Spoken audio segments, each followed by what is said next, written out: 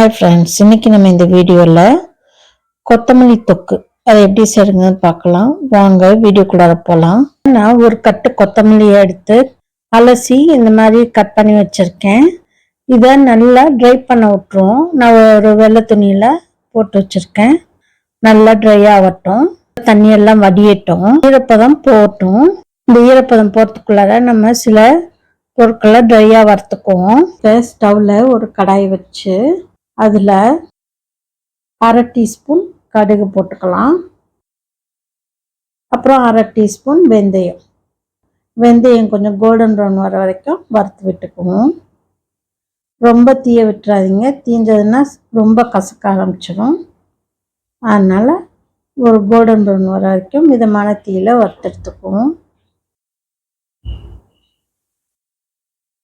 இப்போ இது வறுபட்டுருச்சு.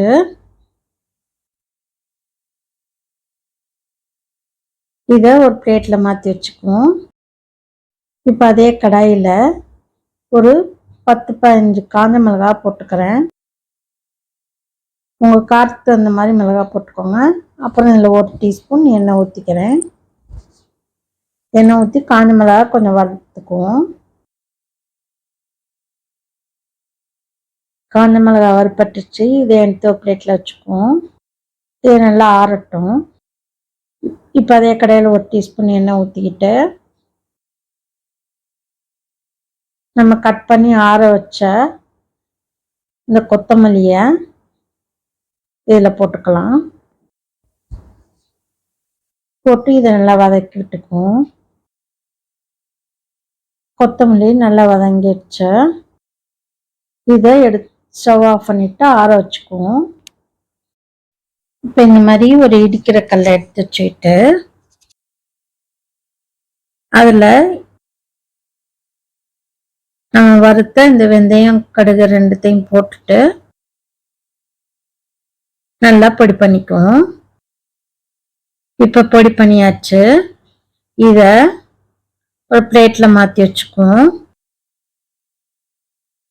இந்த அளவுக்கு இருந்தால் போகிறோம்.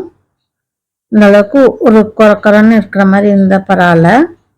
அப்புறம் மிக்சி ஜாரில் இந்த வறுத்த நம்ம மிளகா வறுத்தோம் இல்லையா, அதை போட்டுக்குவோம். போட்டு பொடி பண்ணிட்டு வந்துக்குவோம். இப்போ நான் ஒரு கிண்ணத்தில் ஒரு லெமன் சைஸ் புளியை எடுத்து நல்லா கரைச்சி வடிகட்டி வச்சுருக்கேன். இப்போ இதில் நம்ம பொடி பண்ண இந்த மிளகாவை இதில் போட்டுக்கலாம். இந்த புளி தண்ணியில் போட்டுக்கலாம். போட்டு நல்லா மிக்ஸ் பண்ணி விட்டுருவோம் இந்த மிளகா புளி தண்ணியை. இப்போ இதில் இந்த தொக்குக்கு தேவையான அளவு உப்பு போட்டுக்குவோம். உப்பு காரம் ரெண்டும் உங்களுக்கு தேவைக்கு தகுந்த மாதிரி போட்டுக்கோங்க. போட்டு நல்லா அதையும் மிக்ஸ் பண்ணி விட்டுருவோம். மிளகா பொடி பண்ண ஜாரில் நம்ம வதக்கி வச்சிருக்க இந்த கொத்தமல்லியை போட்டுக்குவோம். போட்டு இதை 1-2 அரைச்சிட்டு வந்துக்குவோம். இப்போ அரைச்சிட்டு வந்துடுச்சு. இந்த அளவுக்கு அரைச்சிட்டா போதும், ரொம்ப நைஸாக அரைக்க வேணாம். 1-2 இருந்தால் பரவாயில்ல. இப்போ அதே கடாயில் ஒரு 4-5 டேபிள் ஸ்பூன் நல்லெண்ணெய் ஊற்றிக்கிறேன். நல்லெண்ணெய் ஊற்றி சூடாகட்டும். எண்ணெய் ஊற்றி சூடானதும் இதில் ஒரு அரை டீஸ்பூன் கடுகு போட்டுக்கலாம். கடுகு போட்டு நல்லா பொரியட்டும். கடுகு பொரிஞ்சதும் நம்ம கரைச்சி வச்ச இந்த புளி தண்ணியை ஊற்றிக்குவோம். புளி மிளகாத்தூள் தண்ணியை ஊற்றி ஒரு 10 நிமிஷம் கொதிக்கட்டும். புளி தண்ணியோட பச்சை வாசனை போகிற வரைக்கும் கொதிக்கட்டும். அப்புறம் இதில் ஒரு 1/4 டீஸ்பூன் பெருங்காயத்தூள் போட்டுக்கலாம். அப்புறம் இதில் ஒரு கொஞ்சோண்டு வெல்லம் ஆப்ஷனல் தான், உங்களுக்கு விருப்பப்பட்டா போட்டுக்கோங்க, இல்லைன்னா விட்டுடலாம். போட்டு இது எல்லாத்தையும் நல்லா கலந்து விட்டுருவோம். கலந்து விட்டுட்டு நல்லா கொதிக்கட்டும். இப்போ இதில் நம்ம பொடிச்ச இந்த வெந்தயம் கடுகு பொடியை போட்டுக்கலாம். போட்டு நல்லா கலந்து விட்டுருவோம். கலந்து விட்டுட்டு இதுவும் சேர்ந்து கொஞ்சம் ஒரு 5 நிமிஷமாக கொதிக்கட்டும். இப்போ நல்லா கொதிச்சிருச்சு. இந்த ஸ்டேஜில் நம்ம இந்த அடிச்சு வச்ச இந்த கொத்தமல்லியை போட்டுக்கலாம். கொத்தமல்லியை போட்டு நல்லா மிக்ஸ் பண்ணி விட்டுருங்க. நல்லா இந்த புளி தண்ணியில நல்லா சேர்ந்து கலந்து விட்டுங்க.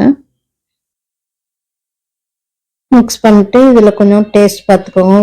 உப்பு பத்தலைன்னா உப்பு போட்டுக்கோங்க. நான் கொஞ்சோண்டு போட்டிருக்கேன். நான் ஒரு 1/2 டீஸ்பூன் உப்பு கிட்ட போட்டிருக்கேன். போட்டு நல்லா மிக்ஸ் பண்ணி விட்டுட்டு இதுலேருந்து எண்ணெய் பிரியிற வரைக்கும் வதக்கி விட்டுக்குவோம். இப்போ நல்லா திக்காயிட்டு வந்திருக்கு. இதுலேருந்து எண்ணெய் பிரிஞ்சு வர ஆரம்பிச்சிருக்கு. இப்போ நல்லா திக்காயிடுச்சு. சைட்லேருந்து எண்ணெய் பிரிய ஆரம்பிச்சிருச்சு. இப்போ ஸ்டவ் ஆஃப் பண்ணிட்டு இறக்கிடுவோம்.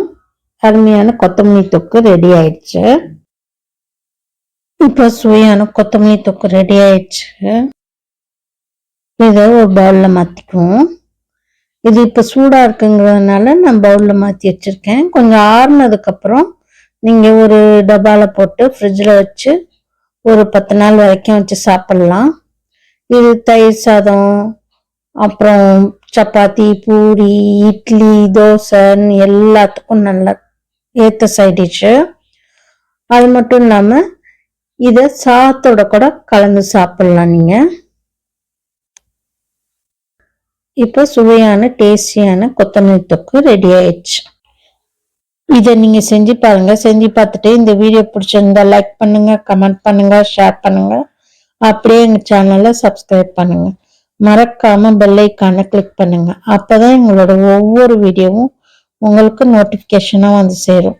Thank you friends.